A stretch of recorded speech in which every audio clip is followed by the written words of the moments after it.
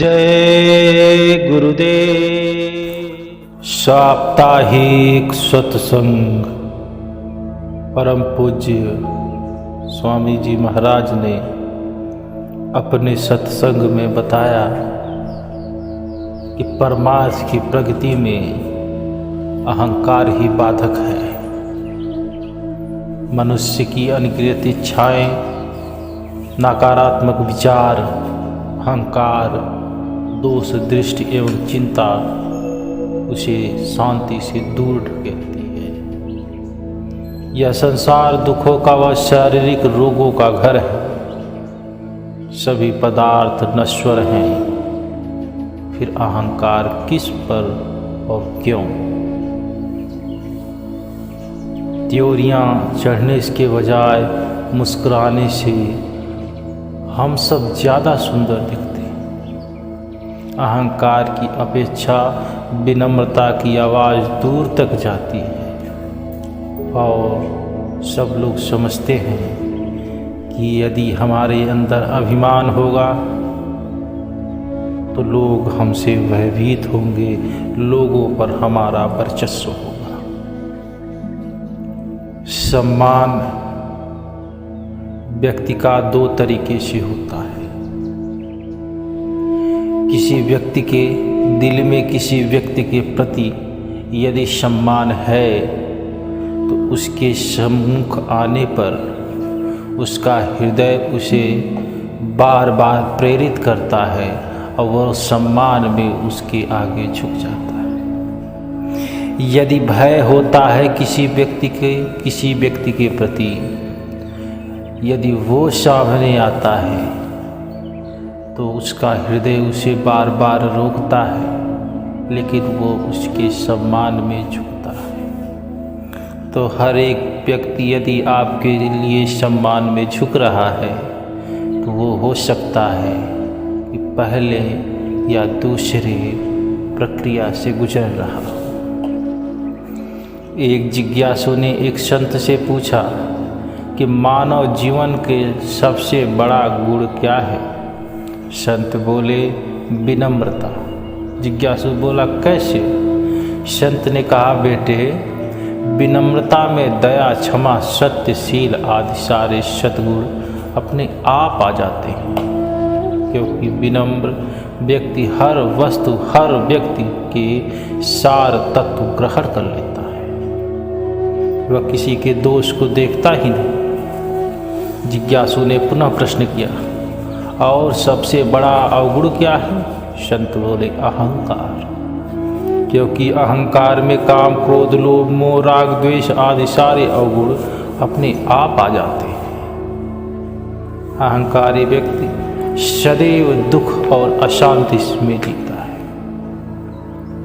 वह करोड़ों का ऐश्वर्य पाकर भी सुखी नहीं होता है, क्योंकि उसके मानसिक विकार की वजह उसके अपने गुण होते हैं।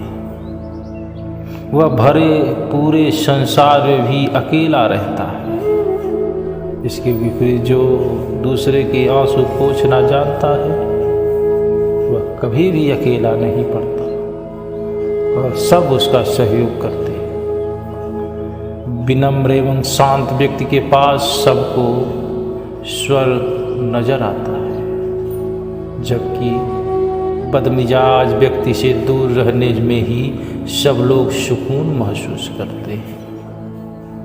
अहंकार के शिखर पर बैठा व्यक्ति किसी पेड़ या ठूठ हो जाता है। छांव देने वाला तरुवर नहीं, छोटा घड़ा और फूला व्यक्ति हमेशा खाली रहता है।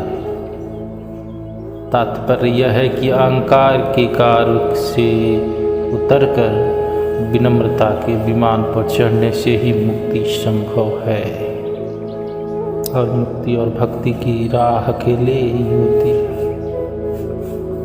वहाँ और किसी चीज का प्रवेश नहीं होता। लिखा गया, भक्ति द्वार अति सांकरा, राई दसवें भाई, मन तो मैं गलत होए रहा, कैसे आवे जाए। भक्ति और मुक्ति के लिए अहंकार, अभिमान एवं राग द्वेष विष की तरह है। इस विष को रखकर कोई शांत जीवन नहीं जी सकता। चित्त की जलन नहीं मिट सकती है, और चित्त की जलन मिटे बिना कोई कितना भी ऐश्वर्य, पद, प्रतिष्ठा, मान, सम्मान पा जाए, उसका दुख नहीं मिट सकता है। रात में सोने के समय बच्चे झगड़ते हैं कि तकिया मैं लूँगा, चादर मैं लूँगा, किंतु जब गहरी नींद लग जाती है तब बच्चे बिना तकिया चादर के सोए रहते हैं। उन्हें देखकर सयाने हंसते हैं कि जिसके लिए झगड़ रहे थे अब इन्हें इसका कोई मतलब नहीं। ठीक ऐसे ही आदमी संसार से थोड़े दिनों में सदा के लिए सो जाता है और मौत हंसती है, क्योंकि आदमी बच्चों के सरीखे थोड़े थोड़े धन दौलत, जमीन, मकान, दुकान, पद प्रतिष्ठा के लिए छल छदम, लड़ाई झगड़ा करता है, पराई संपत्ति हड़प लेता है, लेकिन एक दिन सब छोड़कर चला जाता है। जब हम अहंकार को छोड़कर विनम्र हो जाते हैं तब मन पवित्र और चित्त शांत हो जाने से हमारे भीतर में प्रसन्नता का प्रवाह बहने लगता है। और आज हमारे परिवार, समाज और देश में संबंध बिगड़ चुके हैं। मकान तो बनते जा रहे हैं, लेकिन घर उजड़ते जा रहे हैं। बाहर से संपन्न होने से कुछ नहीं होगा, भीतर संपन्न होना पड़ेगा। जब भाषा बिगड़ती है तो भावना बिगड़ जाती है। रावण और दुर्योधन को उनको अहंकार ने मारा। अहंकार रूपी रावण के मरे बिना शांति रूपी सीता नहीं मिलेगी, अर्थात आत्मा का विलाप परमात्मा से नहीं हो सकता। अहंकार के त्याग के बिना सारा त्याग व्यर्थ है। अतः अहंकार को त्याग कर जीवन में सद्गुणों को धारण करके जीवन को अच्छा बनाए।